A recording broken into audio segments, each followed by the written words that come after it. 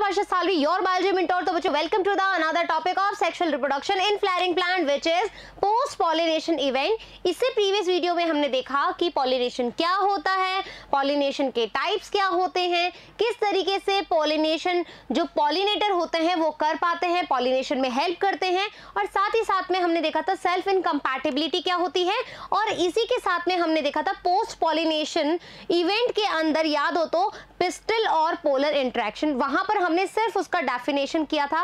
आज हम देखेंगे कि कैसे पिस्टल और पोलन में इंटरेक्शन होता है, साथ ही साथ जब इंटरेक्शन हो जाता है तो जो पोलन ट्यूब होती है उसका फॉर्मेशन कैसे होता है, किस तरीके से एंट्री होती है, और साथ ही साथ हम देखेंगे फर्टिलाइजेशन कैसे पाया जाता है एंजियोस्पर्म प्लांट्स के अंदर। Is that clear? तो आ जाइए फटाफट से स्टार्ट करते हैं।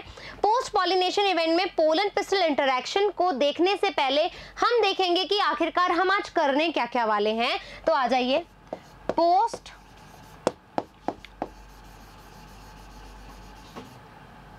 पॉलिनेशन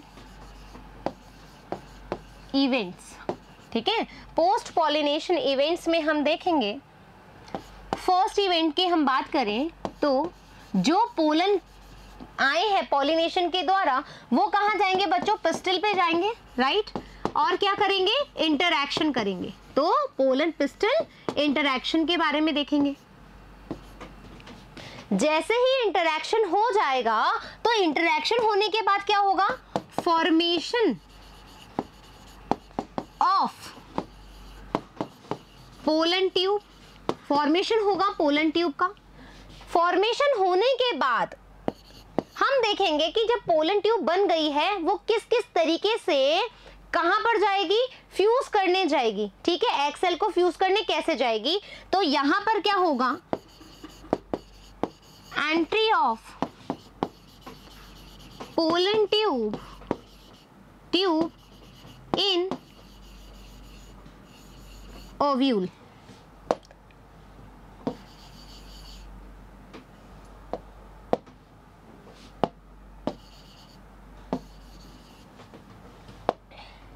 पोलन ट्यूब इन ओव्यूल, राइट।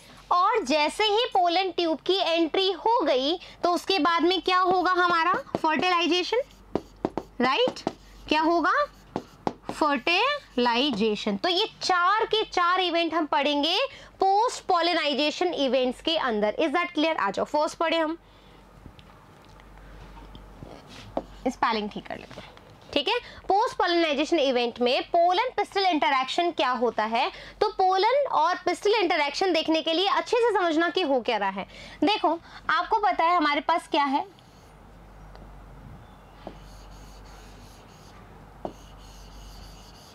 ठीक है, ये क्या है? एक्साइन, अंदर वाली है इंटाइन, राइट, और ये है जर्म पोर जहां से पोलन बाहर निकलते हैं। Is that clear? ये बात तो पता है हमें, ठीक है। पोलन ग्रेन का स्ट्रक्चर है। अब देखो जब पोलन ग्रेन का स्ट्रक्चर तुम्हें पता है तो ये आया, ठीक है। अब यहां पर हम बनाएंगे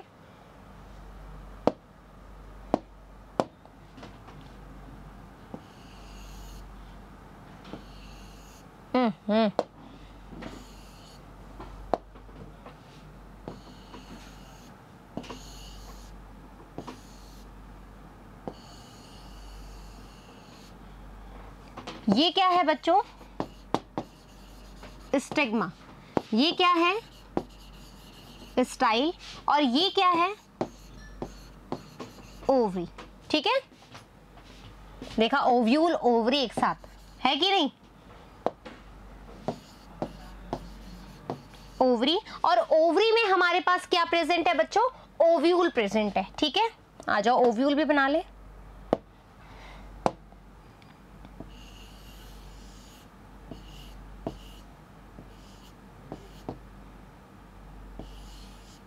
ठीक है, ये हो गया हमारे पास ओव्यूल। अब देखो क्या होगा। आपको पता पता है कि पॉलिनेशन जो हुआ हमने देखा विंड के द्वारा हुआ, ठीक है, हमने देखा कि वाटर के द्वारा हुआ, बहुत सारे पॉलिनेटर्स आए। तो आपको लगता है क्या वो एक एक पोलन ग्रेन को उठा के लाएंगे? क्या एक पोलन आकर के स्टिक होगा स्टिग्मा पे? ऐसा तो नहीं होगा, बहुत सारे पोलन आकर के इस स्टिग्मा पे स्टिक हो जाएंगे। Is that clear? तो आ जाओ।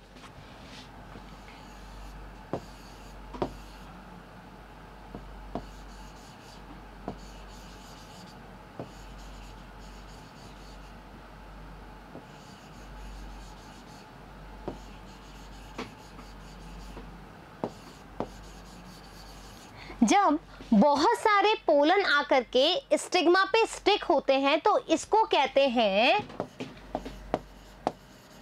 Crowding effect. ठीक है, क्या बोलते हैं? Crowding effect. क्राउडिंग इफेक्ट में होता क्या है, जब बच्चे बहुत सारे पोलन आकर के गिरते हैं तो हर कोई पोलन ट्यूब नहीं बना सकता। ठीक है, हर कोई पोलन ट्यूब नहीं बनाता। मान लीजिए यहाँ पर तो एक ही ओव्यूल है, तो यहाँ से भी पोलन ट्यूब, यहाँ से भी पोलन ट्यूब, यहाँ से पोलन ट्यूब, यहाँ से पोलन ट्यूब, बहुत सारे हमारे पास क्या आ रहा है, एक वेजिटेटिव सेल और 2 जनरेटिव सेल आ रही है। तो यहाँ पर कौन कौन किसको फ्यूज करेगा भाई? हर कोई तो फ्यूज नहीं कर सकता। तो यहाँ पर क्या होगा, जब क्राउडिंग इफेक्ट होगा तो कोई एक पोलन क्या करेगा, बहुत अधिक मात्रा में कैल्शियम रिलीज करेगा। क्या करेगा? कैल्शियम रिलीज करेगा। ये कैल्शियम रिलीज होने की वजह से क्या करेगी, helps in formation of pollen tube. Pollen tube बनाने में हेल्प करेगी। ये बात समझ में आ गई? तो कोई एक पोलन आकर के पोलन ट्यूब बनाएगा। ठीक है, पोलन ट्यूब कहां से बनाएगा? आपको पता है एक्साइन, एक्साइन हमारी कैसी है, बहुत ज्यादा रिजिड है। तो यहाँ पर जर्म पोर, ठीक है, जर्म पोर है, और जो इंटाइन है वो किसकी बनाई हुई है? इंटाइन बनी हुई हमारी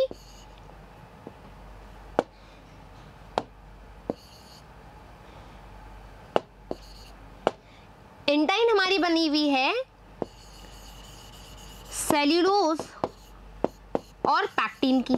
ठीक है, सेल्यूलोज और पैक्टिन की। अब ये क्या करेगी, जैसे ही ये इस पे स्टिक होंगे तो जो हमारे स्टिग्मा है इसके पास भी क्या है बच्चों, इसके पास है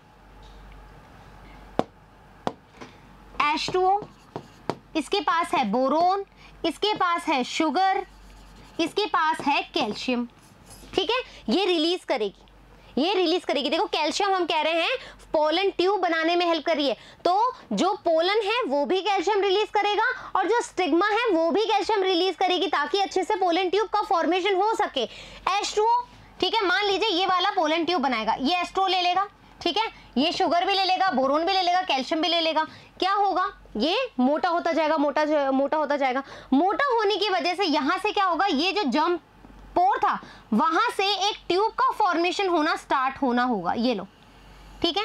अब देखो, जब इतनी सारी चीजें हैं मैम, तो पोलन ट्यूब की विड्थ क्यों नहीं बढ़ रही? ये हमेशा लॉन्गिट्यूडनल ही क्यों ग्रोथ करती है? ऐसा क्या है? ठीक है, अब आपको बता दूं, यहां पर देखो,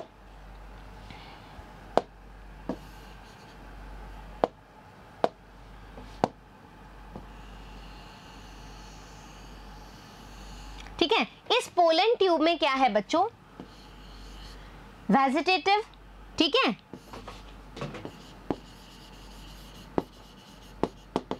वेजिटेटिव न्यूक्लियस है, वेजिटेटिव सेल, वेजिटेटिव सेल है, ठीक है, और 2 जनरेटिव सेल है। ठीक है, ये तो हमें पता है। अब यहां पर ये नीचे की तरफ ही क्यों जाएगी? क्योंकि इसको फ्यूज होना है, लेकिन ऐसा क्या है कि नीचे की तरफ जाएगी। तो अब ये जो ट्यूब है वो आगे की तरफ ही क्यों बढ़ रही है, ये विद में क्यों नहीं बढ़ रही? क्योंकि आपको पता है ओव्यूल, ओव्यूल में हमारे पास क्या था? सिनर्जिड सेल थी। सिनर्जिड सेल के पास में क्या थी? फिलीफॉर्म एपरेटस था। फिलीफॉर्म एपरेटस क्या कर रहा था? अट्रैक्शन का काम कर रहा था। कैसे? क्योंकि वो कुछ केमिकल रिलीज करता है। केमिकल रिलीज होने की वजह से क्या होगा कि ये जो ट्यूब है, ठीक है, जो पोलन ट्यूब है वो अट्रैक्ट होगी और उसी की तरफ क्या करेगी? अपनी लंबाई में ग्रोथ करती जाएगी। और इसी केमिकल के द्वारा अट्रैक्शन को हम कहते हैं, इस ट्यूब का कौन सा मूवमेंट होगा? ठीक है, इस ट्यूब का कौन सा मूवमेंट होगा? इसको हम कहेंगे कीमोट्रोपिक मूवमेंट। ये बात समझ में आ गया। तो जो पोलन ट्यूब है वो कौन सा मूवमेंट करती है? Chemotrophic movement. Is that clear? और जो अब ये वेजिटेटिव सेल है बच्चों, अब इसको हम क्या कहेंगे? इसको हम फर्दर कहेंगे ट्यूब न्यूक्लियस। और जो जनरेटिव सेल में न्यूक्लियस प्रेजेंट है इसको हम कहेंगे मेल गैमीट्स। क्या कहेंगे? Male gametes. यहां तक की बात क्लियर हो गई, ठीक है। और अब देखो क्या होगा कि जो यहाँ पर जो पोलन ग्रेन के पास साइटोप्लाज्म था वो भी अब नीचे की तरफ आ जाएगा। तो साइटोप्लाज्म ऊपर की तरफ भी तो जा सकता है। इसको रोकने के लिए हम क्या करेंगे? यहाँ पर वैक्यूल का फॉर्मेशन करेंगे। क्या है ये? वैक्यूल का फॉर्मेशन होगा। और साथ ही साथ में जो कैलोस था, ठीक है, कैलोस का फॉर्मेशन भी कर देंगे। तो यहां पर क्या आ जाएगा? कैलोस वॉल भी हम बना देंगे, ताकि जो ये मटेरियल है साइटोप्लाज्म जो है या जो ये ट्यूब का फॉर्मेशन हो रहा है वो वापस से पीछे की तरफ ना जाए। ये बात समझ में आ गई कि किस तरीके से पिस्टल और पोलन का इंटरेक्शन होता है। Is that clear? Pollen tube का हमारा फॉर्मेशन हो गया। अब देखो हमने क्या क्या देख लिया। पोलन पिस्टल इंटरेक्शन हमने देख लिया, फॉर्मेशन ऑफ पोलन ट्यूब भी हमने देख लिया पोलन ट्यूब का कैसे फॉर्मेशन हो रहा है। अब हम देखेंगे किस तरह से एंट्री हो सकती है। आ जाओ। तो अब सबसे पहले हम बनाएंगे हमारे ओव्यूल का स्ट्रक्चर। आ जाओ।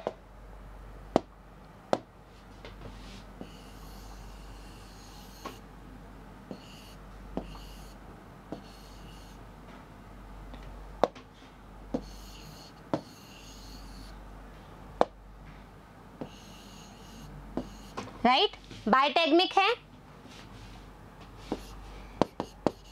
इंटेग्यूमेंट, राइट, ये क्या है? Micropyle,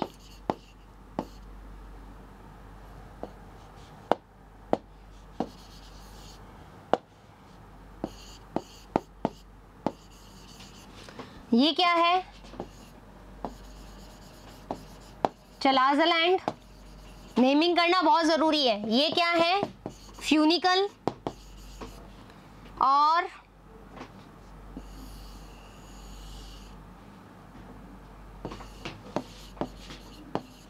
embryo sac,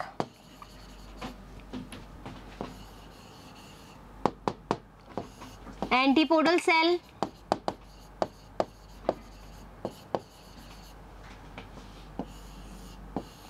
synergid cell, egg cell, filiform apparatus, central cell और हमारे न्यूक्लियस। ठीक है, पोलर न्यूक्लियाई जो हमारे पास प्रेजेंट थे। अब सुनो क्या होता है। अब एंट्री ऑफ पोलन ट्यूब कैसे कैसे हो सकती है।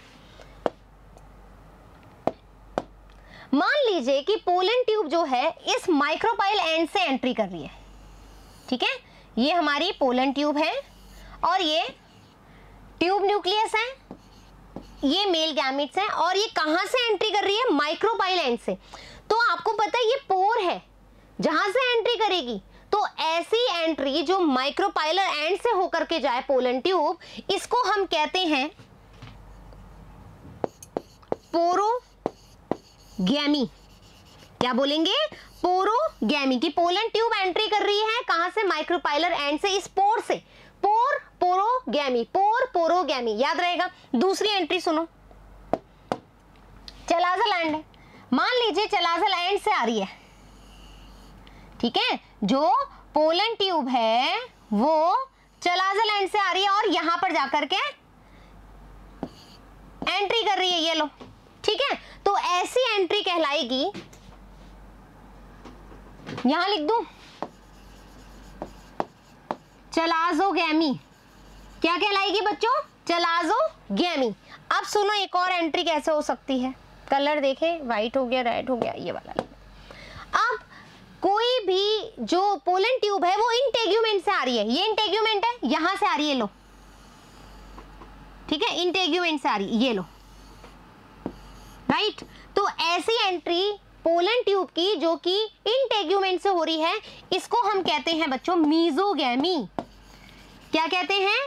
मीजोगैमी। अब मोस्ट इंपॉर्टेंट चीज, मोस्ट इंपॉर्टेंट चीज, ढंग से सुनना, चाहे आप चलाजल एंड से आओ, चाहे आप माइक्रोपाइलर एंड से आओ, चाहे आप इंटेग्यूमेंट से आओ, किसी भी तरह की गैमी ले लो, चलाजोगैमी ले लो, मीजोगैमी ले लो, या फिर तुम अपनी पोरोगैमी ले लो, लेकिन थिंग इज दैट कि कहीं से भी आएगी, लेकिन जाएगी कहां से? इस माइक्रोपाइलर एंड से ही जाएगी, ठीक है, यहीं पर ही आके फ्यूज होगी। फ्यूज होगी क्यों, ये अभी अपन देखेंगे जब फर्टिलाइजेशन इवेंट देखेंगे, यहां से ही जाकर के ये क्या करेगी? फ्यूज होगी। ये बात समझ में आ गई क्या? चलो एक बार रीड आउट कर लें अपन, आ जाओ। पोलन पिस्टल इंटरैक्शन क्या है? Pollination does not guarantee the transfer of the right type of pollen that is compatible pollen on the stigma, कि भाई कौन सा पोलन जो है वो ही जाकर के फ्यूज करेगा, वो हम तब देख पाएंगे जब उसमें कंपैटिबिलिटी होगी। तो इसी को हम क्या कहते हैं? Pollen pistil interaction. Often pollen the wrong type either from other species or from the same plant if it is self incompatible also land on the stigma। यहाँ पर क्या होगा? हर तरह के आएंगे, क्योंकि एयर के द्वारा बहुत सारे पोलन्स आते हैं बच्चों, वाटर के द्वारा बहुत सारे पोलन्स आते हैं, लेकिन क्या सारे के सारे पोलन तो फ्यूज नहीं हो सकते? सारे के सारे पोलन तो पोलन ट्यूब नहीं बना सकते। यही तो हम कह रहे हैं, जो कंपैटिबल होगा वो ही जाकर के पोलन ट्यूब बनाएगा। Compatible pollens are identified by stigma. Stigma identify करेगा, क्यों? क्योंकि उसके पास जो केमिकल रिलीज होगा उस, और जो यहाँ से रिलीज होगा, ये पिस्टल, ठीक है, और ये हमारे पोलन ग्रेन, ये इंटरेक्शन तभी होगा जब इसके पास भी वो रिसेप्टर हो और इसके पास भी वो रिसेप्टर हो, आपस में इंटरेक्ट करने के लिए, और इसी को हम कहते हैं process known as pollen pistil interaction, जो हमने करवाया प्रीवियसली। आ गई बात समझ में? फर्टिलाइजेशन देखो, the fertilization involving the formation of pollen tube, pollen tube का फॉर्मेशन करवाना है, कॉल्ड स्फीनोगैमी। स्फीनोगैमी मतलब पोलन ट्यूब का फॉर्मेशन कराना, याद रखेंगे। नॉर्मली पोलन ग्रेन, मैंने क्या कहा था, एक पोलन ग्रेन एक ही पोलन ट्यूब का फॉर्मेशन कर सकता है, तो इस कंडीशन को हम बोलते हैं मोनोस्फीनस, मतलब each pollen grain produce only a single pollen tube. Is that clear? चलें आगे। Pollen tube generally unbranched but branched ones are common in some member of Amentiferae. वैसे तो क्या होती है? अनब्रांच्ड होती है, लेकिन ब्रांच होगी तो हमारे पास ये ऑप्शन है। The pollen tube enters the ovule either of the three ways. हमने थ्री वेज पढ़ लिए, कौन कौन से? Porogamy, entry of the pollen tube through the micropyle, chalazogamy, entry of pollen tube into the ovule through the chalaza, and mesogamy, entry of the pollen tube through the integuments. हमने तीनों चीज देख ली। अब मोस्ट इंपॉर्टेंट चीज क्या है? Irrespective of the place of entry into the ovule, the pollen tube always enter the embryo sac through the micropylar region। मैंने यही बात बोली थी, कहीं से भी आ जाओ भैया, कोई से भी गैमियो, लेकिन जो एंट्री होगी फाइनली वो कहां से होगी? उस माइक्रोपाइलर रीजन से ही होगी। क्यों? क्योंकि उसी के पास क्या है? एग सेल है, उसी एंड पे क्या है? एग सेल है। Is that clear? Inside the embryo sac, one male gamete fuses with the egg। अब सुनो, फर्टिलाइजेशन मेथड, ठीक है, आपने क्या देखा? पिस्टल और पोलन का इंटरेक्शन, आपने देखा पोलन ट्यूब का फॉर्मेशन, आपने देखा कि किस तरीके से एंट्री हो रही है। अब हम देख रहे हैं फर्टिलाइजेशन।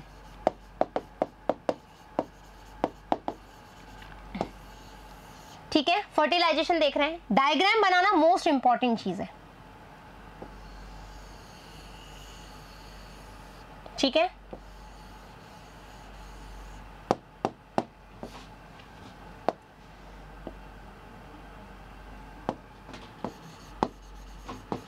एंटी पोडल सेल्स, ठीक है,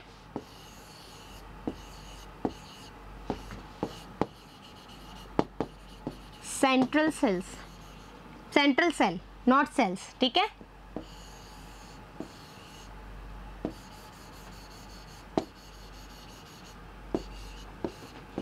synergid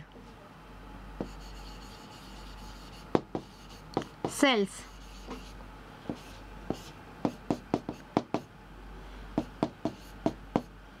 filiform apparatus, right, egg cell. ठीक है, क्या हो गया हमारे पास, कैसी कंडीशन है बच्चों, 8 न्यूक्लिएट 7 सेल, ये कंडीशन है। पोलन ट्यूब हमेशा कहां से आएगी,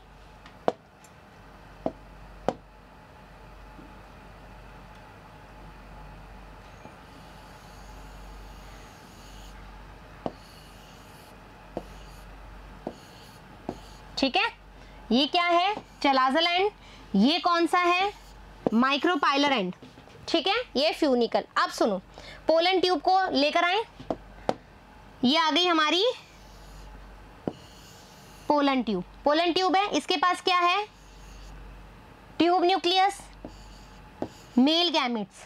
यहां तक की बातें क्लियर। अब सुनो मेरी बात, देखो फ्यूज होना, ठीक है, मान लो कि ये है, ये वाला एंड, ठीक है, ये वाला एंड है, यहां से ये पोलन ट्यूब आ रही है, पोलन ट्यूब आई, पोलन ट्यूब आई, जैसे ही इसको फ्यूज करी, धड़, एक्सीडेंट, एकदम बूम।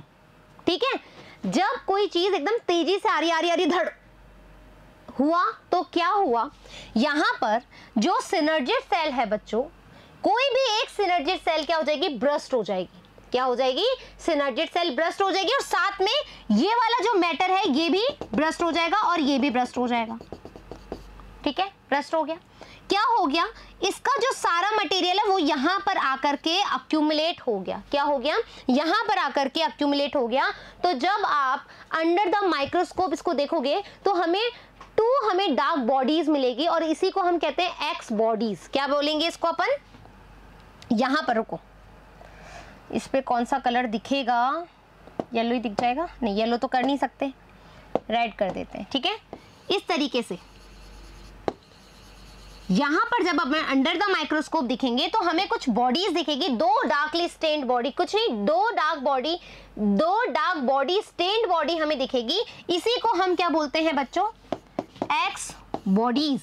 क्या बोलेंगे, एक्स बॉडीज दिखेगी। क्या है ये हकीकत में, ये एक्स बॉडीज में एक तो है हमारी ट्यूब न्यूक्लियस, और एक है हमारा synergid cell nucleus. Is that clear, is that clear. ये दो एक्स बॉडीज क्या है हकीकत में, ट्यूब न्यूक्लियस है और सिनर्जिड सेल न्यूक्लियस है। Is that clear. अब चलो आगे, यहां पर हुआ तो अब हमारे पास ये चीज तो इकट्ठी हो गई। ये जो गैमीट्स हैं, ये जो मेल गैमीट है, एक मेल गैमीट जाएगा यहां पर, ठीक है, एक मेल गैमीट यहां जाएगा और यहां पर करेगा सिनगैमी। ठीक है, क्या करेगा, सिनगैमी। एक सेल के साथ में मेल गैमीट फ्यूज होगा, जिसको हम कहते हैं नॉर्मल फर्टिलाइजेशन, जो सब में पाया जाता है, जिसको हम कहते हैं सिनगैमी। यहां पर हो गई सिनगैमी। एक और मेल गैमीट, ये एक मेल गैमीट कहां जाएगा बच्चों, यहां पर। ठीक है, एक मेल गैमीट यहां जाएगा, तो यहां पर जो कंडीशन होगी, ये जो फर्टिलाइजेशन का टाइप होगा, इसको हम कहते हैं ट्रिपल फ्यूजन। क्या कहेंगे, ट्रिपल फ्यूजन। तो मेरे प्यारे बच्चों, हमेशा याद रखने हैं, एंजियोस्पर्म प्लांट के अंदर डबल फर्टिलाइजेशन होता है, और उस डबल फर्टिलाइजेशन को कराने के लिए एक मुझे चाहिए क्या, हमें चाहिए एक वेजिटेटिव सेल, दो हमें जनरेटिव सेल चाहिए। क्यों, क्योंकि हमें ट्रिपल फ्यूजन और सिनगैमी करानी होती है, और इन दोनों को एक साथ मिलाकर के ही हम क्या कहते हैं, double fertilisation.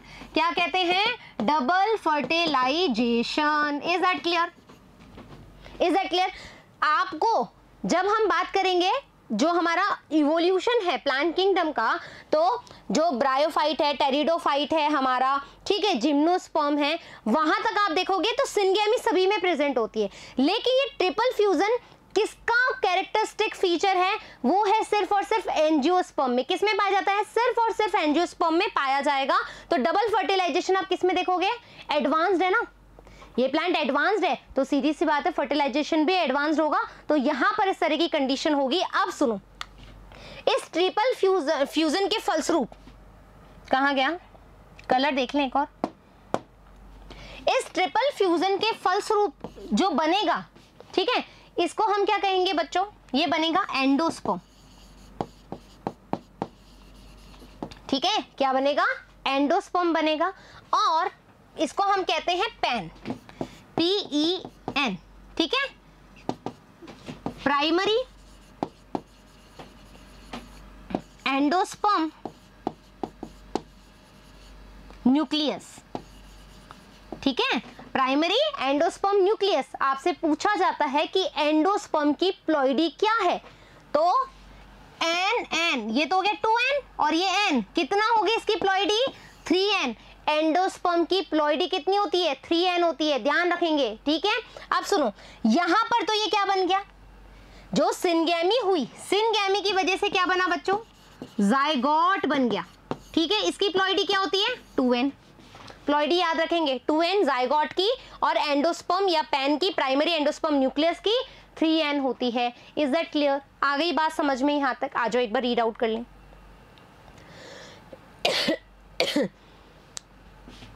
Inside the embryo sac, one male gamete fused with the egg to form zygote 2N. The process known as syngamy or generative fertilization. Next, the second male gamete fuses with two polar nuclei or secondary nucleus to form triploid. Triploid primary endosperm nucleus. Right कितना है, triploid, यानी कि इसकी ploidy क्या है, 3N है। The process known as triple fusion और vegetative fertilisation. Now the zygote develop into embryo. अब देखो क्या हुआ, जो हमारे पास जायगोट बना, ठीक है, जायगोट फर्दर क्या बनाएगा बच्चों, embryo and primary endosperm, and primary endosperm क्या बनाएगा, nucleus develop into the endosperm, जो कि मैंने कहा। और इसीलिए एंडोस्पर्म की प्लॉइडी भी क्या रहेगी, 3N रहेगी। Any doubt here? The occurrence of syngamy and the triple fusion simultaneously angiosperm is called double fertilization. क्या कहते हैं हम इसको, डबल फर्टिलाइजेशन कहते हैं। और डबल फर्टिलाइजेशन की जो डिस्कवरी है वो की है नावाशीन ने, किसके अंदर, लीलियम में और फ्रिटिलेरिया के अंदर। इस तरीके से हमने क्या देखा, पोस्ट पॉलिनेशन इवेंट देखा, जिसके अंदर हमने देखा pollen pistil interaction, pollen tube का formation, entry of the pollen tube into the ovule, और फर्टिलाइजेशन जिसमें हमने देखा ट्रिपल फ्यूजन क्या होता है और डबल फर्टिलाइजेशन को हम किस तरीके से रिप्रेजेंट करते हैं। Is that clear? I hope कि ये सारी की सारी चीजें आपको बिल्कुल समझ में आ गई होगी। नेक्स्ट टॉपिक में हम मिलेंगे कि वहां पर किस तरीके से डायकॉट एम्ब्रियोजेनेसिस होगा, ठीक है, और हमारे पास मोनोकॉट में कैसे होगा, सीड का फॉर्मेशन कैसे होगा, एम्ब्रियो का क्या मतलब होता है, एम्ब्रियो का स्ट्रक्चर क्या होता है, ये सारी की सारी चीज देखेंगे अपन नेक्स्ट पार्ट में। Is that clear? तो जल्द ही मिलेंगे नेक्स्ट पार्ट के साथ, जब तक थैंक यू।